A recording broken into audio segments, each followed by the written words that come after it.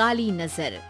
माँ, माँ, अरे क्या माँ माँ कर रहा है? बकरी का बच्चा है क्या?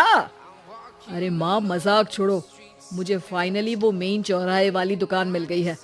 अब देखना, आपका बेटा दुगनी स्पीड से पैसा कमाएगा। ओफो, ये क्या? मेरी ऑनलाइन मेकअप क्लास चल रही है। इतनी जोर से क्यों बोल रहे हो आप दोनों? अरे मेरी धर्म पत्नी जी, मेकअप क्लास बाद में करना। वो चौराहे वाली दुकान मिल गई है हमको। अरे वाह, रुको मैं अपनी माँ को फोन लगाकर बता देती हूँ। अरे मैं भी अपने रिश्तेदारों को बता देती हूँ। कितनी खुशी की बात है। हाँ हाँ, मैं भी अपने दोस्तों को बता देता हूँ। 1 हफ्ते बाद रजिस्ट्री है। बस घर में खुशी का मौका था। उन तीनों ने अपने अपने फोन उठाए और लोगों में बात फैलाना शुरू कर दिया।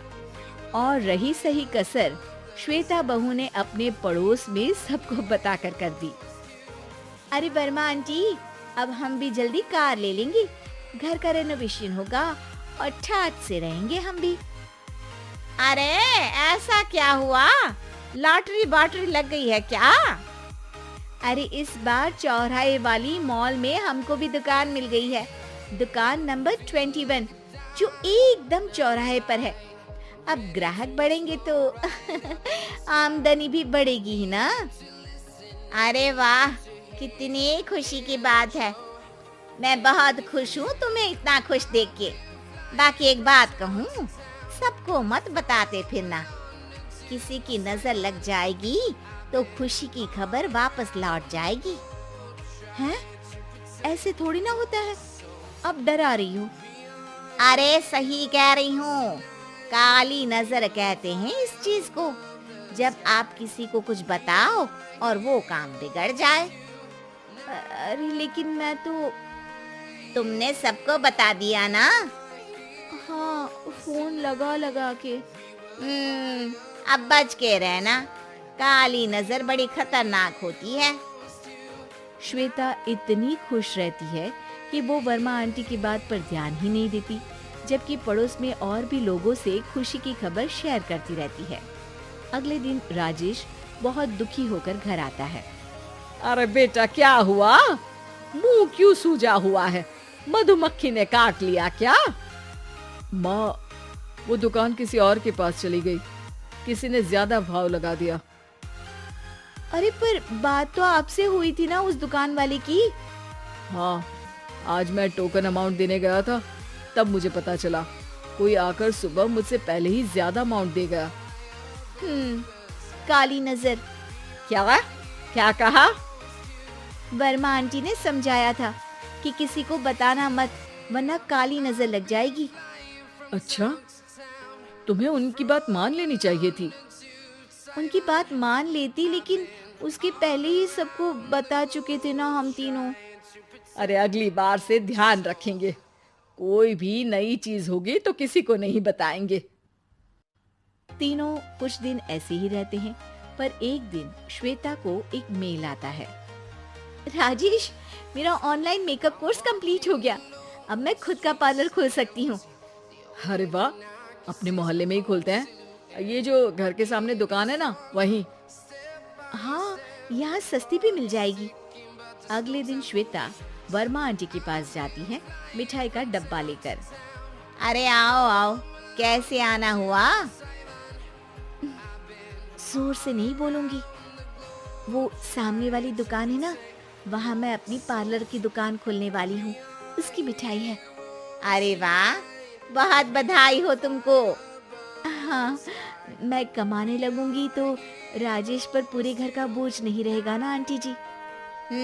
ये तो है, पर ये बता कि तूने ये बात किसी और को तो नहीं बताई ना? अरे नहीं नहीं, पिछली बार गलती कर दी थी। काली नजर लगी किसी की और राजेश के हाथ से वो दुकान चली गई थी। सबको मत बताना। चलो मैं चलती हूँ, कल दुकान की बात करने भी तो जाना है। अगले दिन श्वेता दुकान के लिए मालिक से बात करने जाती है। अरे लेकिन दुकान तो हम कल रात को ही किसी को दे चुके हैं। कल ही?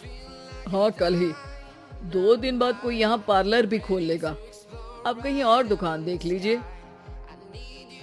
अरे पर हमको भी तो पार्लर ही खोलना था। भाई एक ही दुकान है, आधी आधी तो नहीं दे सकता ना मैं। राजेश और श्वेता घर पर हताश होकर आ जाते हैं। इस बार तो किसी को बताया भी नहीं था, अब किसकी काली नजर लग सकती है? सुनो, तुमने माँ को बताया था क्या? अरे कैसी बात कर रही हो, माँ की नजर थोड़ी ना लगेगी। पक्का तुमने किसी को नहीं बताया था ना?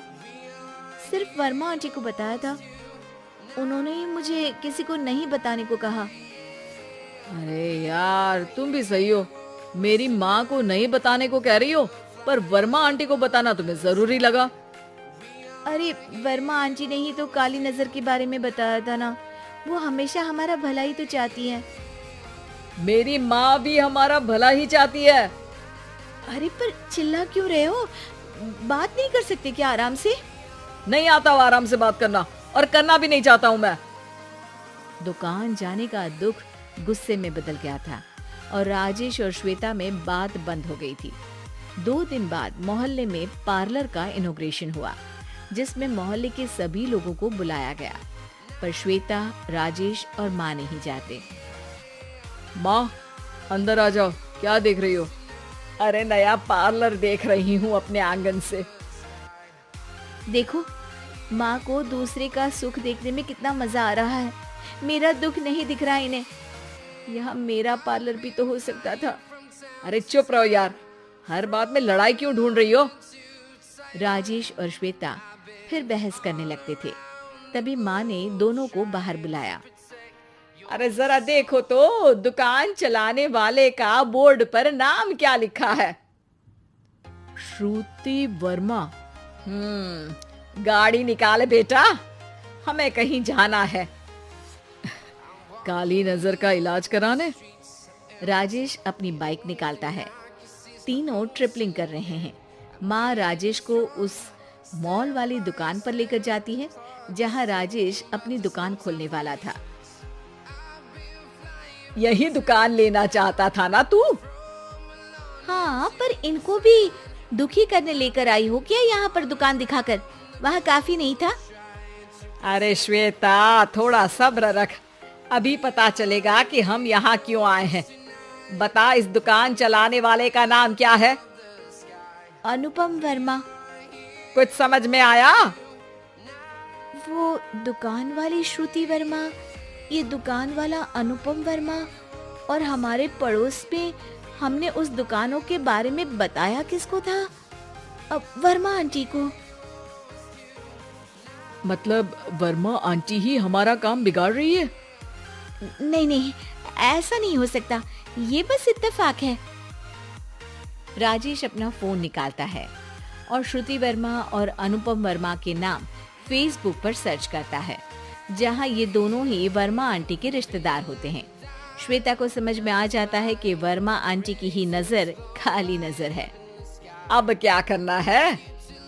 कोई भी खुशी की खबर हो तो काली नजर से बचना है, यानी वर्मा आंटी से बचना है। अरे पर मुझे ये समझ में नहीं आया कि वो हमारे साथ ऐसा क्यों करेंगी। अरे बेटा, एक सीख है, दूर के आदमी को आपकी तरक्की से कम परेशानी होगी, पड़ोसी को ज्यादा। दोनों माँ की बात में हामी भरते हैं और अगला काम चुपचाप करने की कसम खाते हैं, ताकि आगे से वर्मा आंटी कोई काम ना बिगाड़ सके।